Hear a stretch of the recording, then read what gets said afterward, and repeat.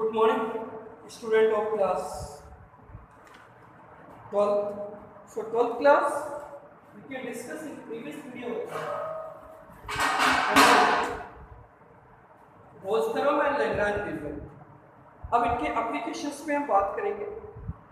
तो एप्लीकेशन में एक्सरसाइज पहुंचते हैं। एक्सरसाइज है होंगे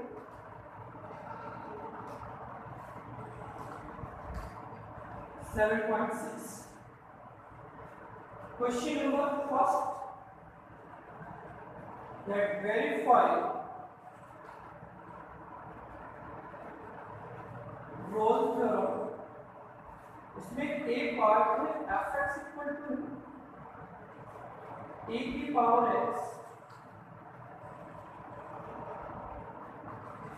sin x माइनस क्या है x कम तो क्या है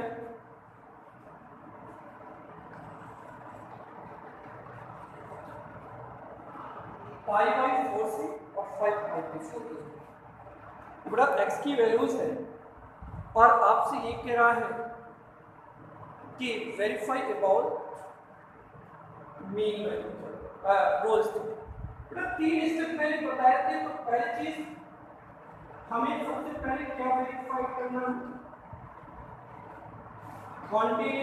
कॉन्टिन्यूअस चेक करने के लिए हम 6.1 की तरह सॉल्व नहीं करेंगे कि एक स्टेप लाइन आपको राइट करनी है। fx इक्वल टू क्या है e की power sin x minus cos। it is such that it is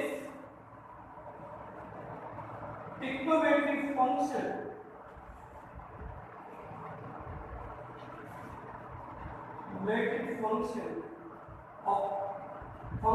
in the form of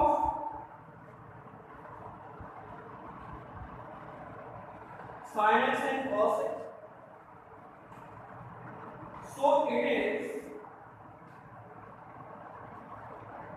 continuous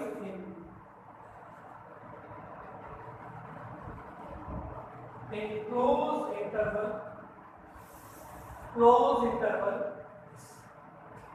पूरा हमें वेरीफाई करने की जरूरत नहीं है। सेकेंड पॉइंट में हम बात करते हैं ये क्या है, differentiability.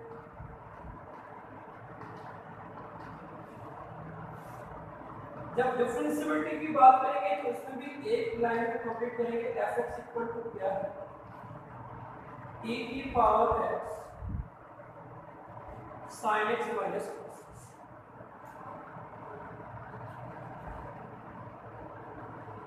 sin x minus cos x। So that it is trigonometric function, so it is differentiable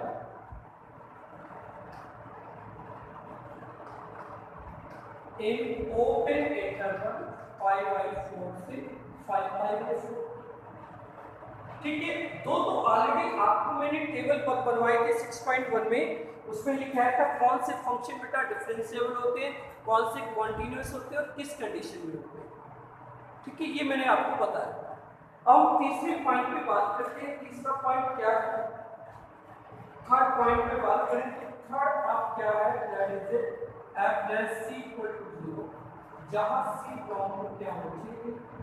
अब f डैश का मतलब वन टाइम डिफरेंशिएट, तो आपके पास में fx क्या आता है e की पावर x sin x। अब f डैश x निकालना है तो इसको डिफरेंशिएट करेंगे तो राइट क्या differentiate with respect to x। क्या आ गया f dash x unit to b लगाएंगे डिवाइड x sin x, ये डिवाइड x, ये आ गया sin x plus sin x minus cos x और t by dx क्या हो गया। तो f प्लस x की वैल्यू से बेटा हमारे पास क्या हो जाएगी, ये है e की पावर x sin x का डिफरेंशिएट cos x, cos का क्या होगा माइनस माइनस प्लस ये ब्रैकेट प्लस ये क्या आ गया sin x into cos x और e की पावर x का डिफरेंशिएट क्या हो गया। तो f है, दोनों से e की पावर x बेटा कॉमन ले लिया, ब्रैकेट में क्या हो जाएगा cos x plus sin x और ये क्या हो जाएगा sin x। cos x से cos x क्या हो गया बेटा कैंसिल आउट हो गया, cos x से cos x क्या हो गया कैंसिल आउट हो गया। अब आगे बढ़ते हैं, तो हमारे पास क्या आ जाएगा f minus x equal to sin x plus sin x क्या हो गया 2 sin x। अब यहाँ पे जब c निकालना है तो इसके बेस पे क्या रखते हैं हमने, क्या रख दिया c, तो ये क्या होगा e की पावर c और ये आ गया 2 sin c। सेकंड कंडीशन, अब क्योंकि रोल्स के according to f plus c की वैल्यू क्या है बेटा 0, f plus c हमारे पास क्या है बेटा 0 है, तो जब f plus c हमारे पास 0 है तो इसका मतलब e की पावर c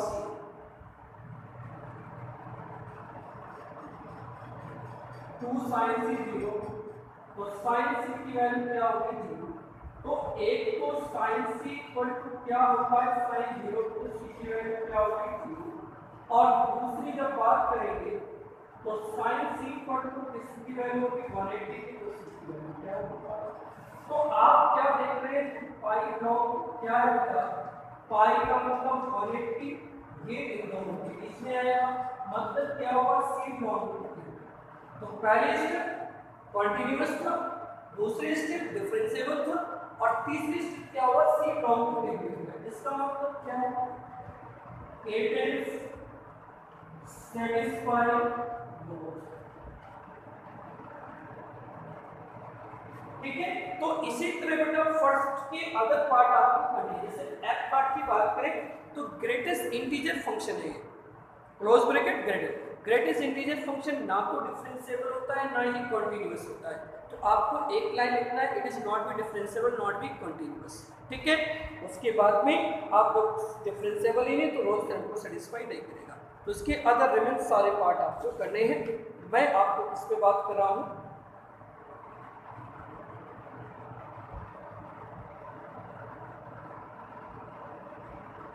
ठीक है।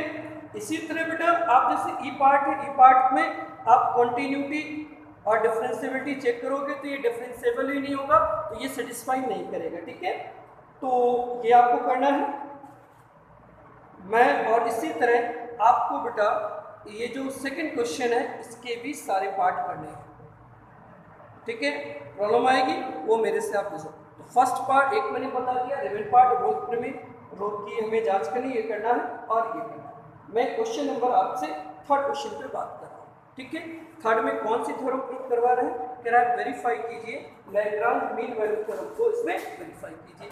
तो लैग्रांज मीन वैल्यू थ्योरम पे हम बात करते हैं, सेकंड में रोल प्रमेय ही है, तो आपको इसी तरह करना है। हम थर्ड क्वेश्चन पे बात करते हैं, ठीक है। देखिए क्वेश्चन को, बाकी सारे पार्ट आपको करने हैं, ठीक है।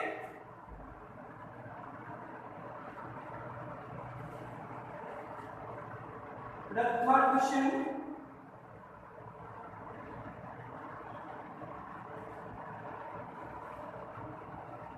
verify Lagrange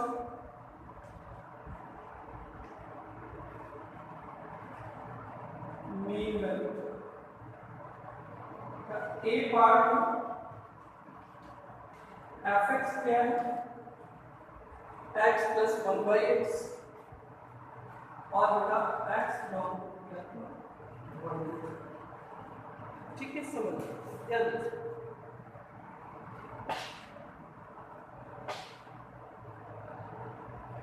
तो सबसे पहले हम बात इस पे करते हैं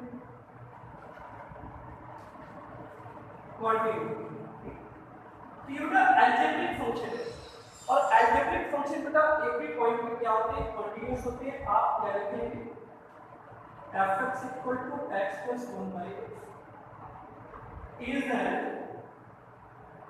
algebraic function, so it is continuous in closed interval। Second point पे बात करते हैं, इस पे हम दूसरा चेक करते हैं डिफरेंशिएबिलिटी। तो डिफरेंशिएबिलिटी में भी यही स्टेटमेंट आपको लिखना है, fx equal to x plus 1/x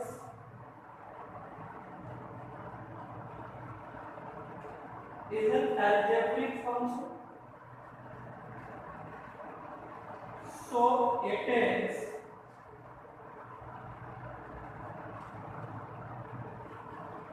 differentiable in open interval one।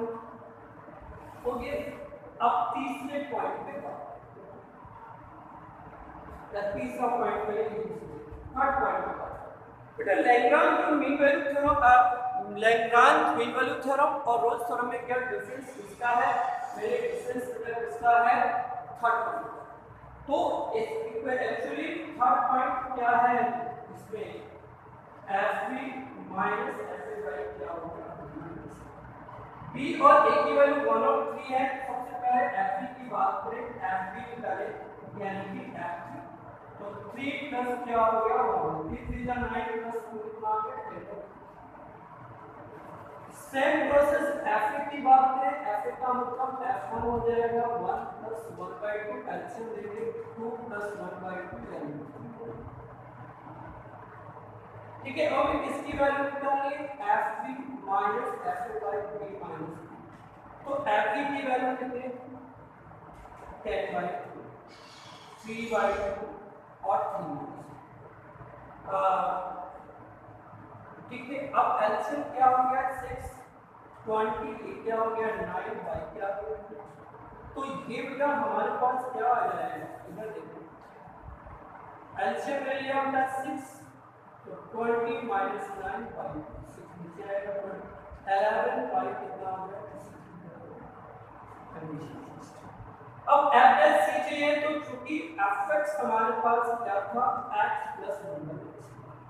बेटा पहले तो इसको हम डिफरेंशिएट करेंगे वन टाइम और उसके बाद में x इक्वल टू क्या पुट करेंगे? c।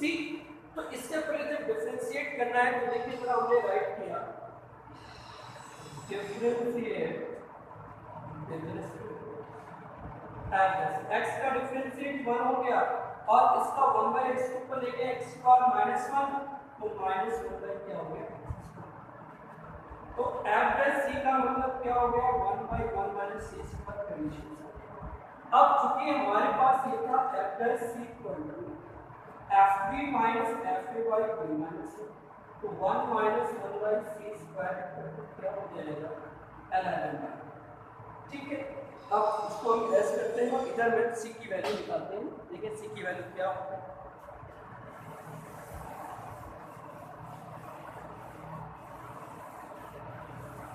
अब जब c की वैल्यू पे बात कर रहे हैं तो बेटा उसको 1 माइनस 1/11/1 1/c स्क्वायर, तो ये क्या? 1 minus 11/12 equal to 1/c square, तो 1/12 क्या हो जाएगा? 1/c square. c square equal c की वैल्यू क्या हो जाएगी?